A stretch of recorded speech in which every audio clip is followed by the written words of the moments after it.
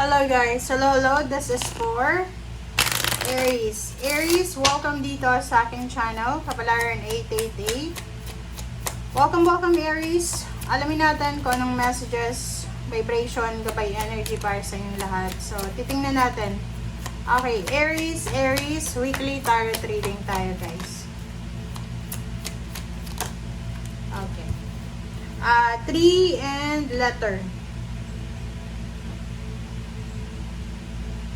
Okay, 3 and letter. So, nakikita ko sa'yo dito, sinasabi ng barahan na isang surprise letter, text, call, chat from the province siguro, Aries.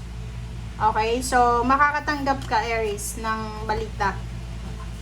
Pwede makakatanggap ka ng chat, ng call, ng email, or any information from remote area. So, pwedeng sa bundok, pwedeng galing sa bundok, pwedeng galing sa probinsya. Basta malayo siya.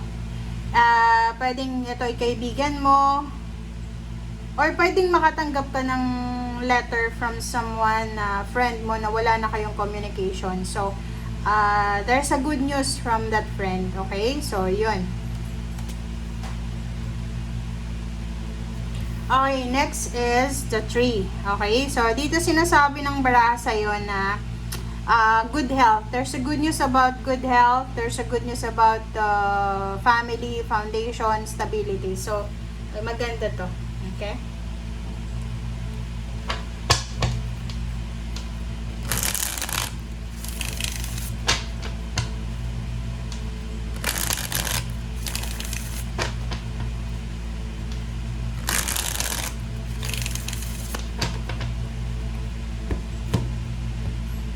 Alright, Aries.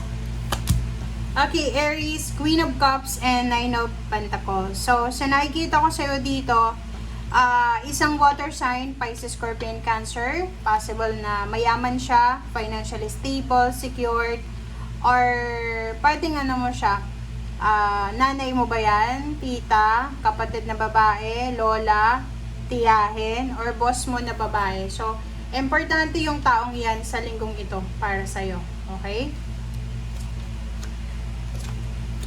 Okay. So, sa nakikita ko sa'yo dito, ang sabi ng bara sa'yo dito, Aries, na ihanda mo daw yung sarili mo. Yung physical mo ha.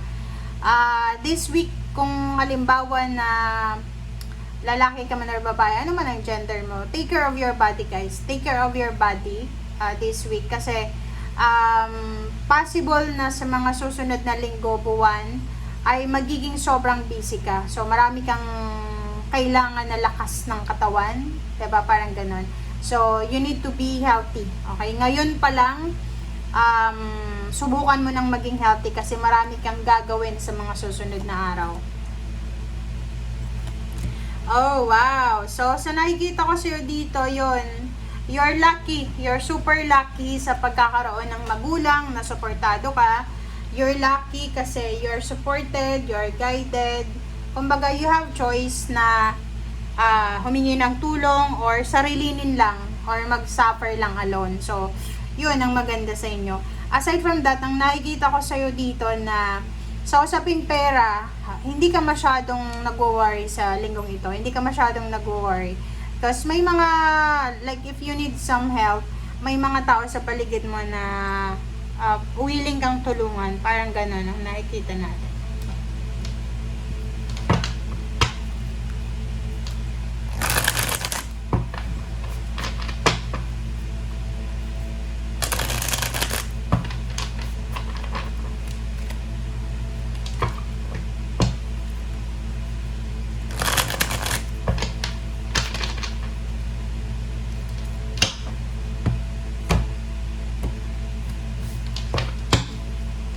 Okay.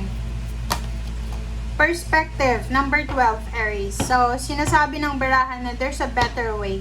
So, ano man itong mga mabilisang iniisip mo, like may mga naiisip kang, eto yung dapat kong gawin. Sinasabi ng barahan, mag-pause ka muna for reflection in insight. So, wag magmamadali sa linggong ito. Okay? Wag gagawa ng desisyon na hindi pinag-iisipan. Okay, Knight of Gabriel. Knight of Gabriel, so sinasabi ng baraha, okay, time to take action. Kailangan mo ng kumilos, pero yun na nga, pag-isipan ng mabuti bago kumilos. Strength card, so yun, sabi ng baraha sa'yo dito, take care of your body, take care of your health, take care of your brain talaga guys, kasi may iba sa inyo dito Aries na palaging gising sa gabi, yung iba na yung trabaho pang gabi. Kailangan yung alagaan ng iyong sarili, okay? Kailangan yung alagaan yung sarili mo, yung mga palaging gising sa gabi, make sure na you are taking extra supplements and magpatingin kayo sa doktor, baka may mga problema na kayo, okay? Self-confidence, so nakikita ko sa'yo dito niya yung iba sa inyo Aries, you're changing your parang physical features, like nagpapaganda, nagpapagwapo, nagpapagupit, naglolong hair, parang gano'n, nagpapapayat. And aside from that, kung may mga tao na ginawan ka ng masama, take courage na humingi ka ng tawad, okay?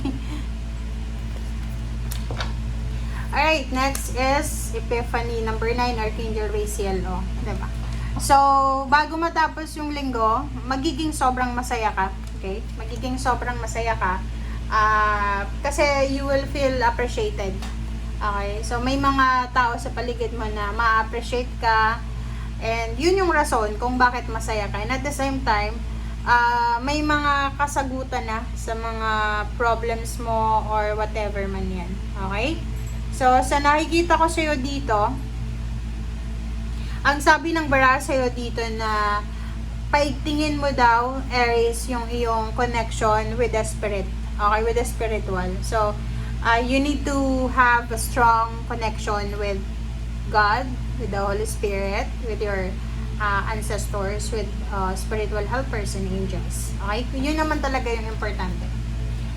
Aside from that, is seven of Michaels. Okay, Michaels talaga. So, sinasabi ng baraha sa'yo, may naghihintay na blessings para sa'yo. So, may nag-aantay na blessing para sa'yo. If you're planning to launch a business sa linggong ito, hindi daw pabor sa'yo. Okay? So, huwag kang maglo-launch ng business this week.